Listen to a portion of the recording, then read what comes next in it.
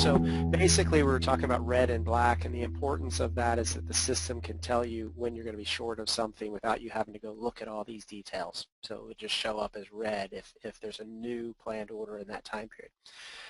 So let's talk about how the planned orders come about, which I think will drive to your question. So these are all planned orders and or scheduled batches. So once I convert something to a planned order to a batch, it's firmed by definition. I've already looked at it. So let's scroll down a little bit and see the details of what this is seeing.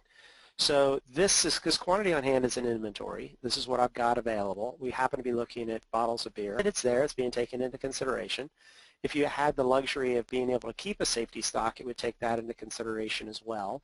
And that is, for planning purposes, it would take the safety stock away from the quantity on hand and basically say, I never want to go under my safety stock. That's the idea behind it. A lot of breweries don't have the luxury of that. They're shipping everything they got.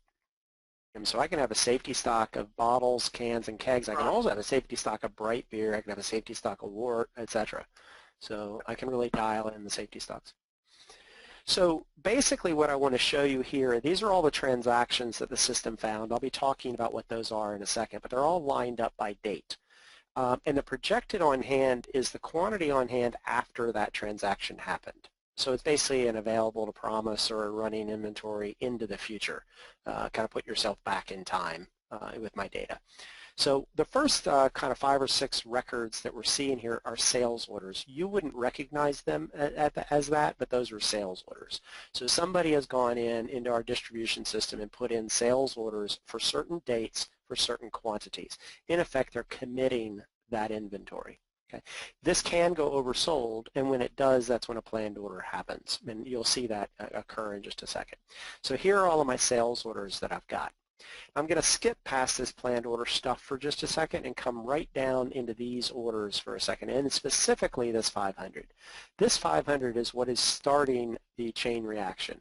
This is where I ultimately am short of my inventory. You know, I'm coming into these transactions with 452, and I eventually run out of that inventory, and that's where the system starts going, oh, wait a second, now I need some planned orders. I've got to start getting some inventory on hand, so here's my shortage. And it just continues to get worse until eventually I hit a forecast, etc.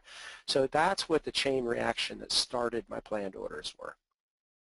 Now, in my system, what I would probably do to address this is I would go do a single production run or a packaging run of, let's say, 1,200 units, and that would cover all this. So as soon as I do that, as soon as I tell the system, yep, I'm planning to do 1,200, these disappear. But it's my way of, it's the system's way of telling me that I'm going to be short on these particular dates. And those numbers that we're seeing listed here are the same ones that are listed right here. So this view is just my exceptions. It's just showing me what I need to package by whatever date I need to do that. And I can even have a packaging lead time, and I see a 1-day lead time here. Okay.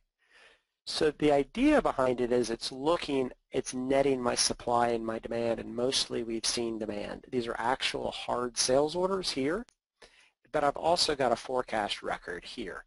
So we also deal with forecasts.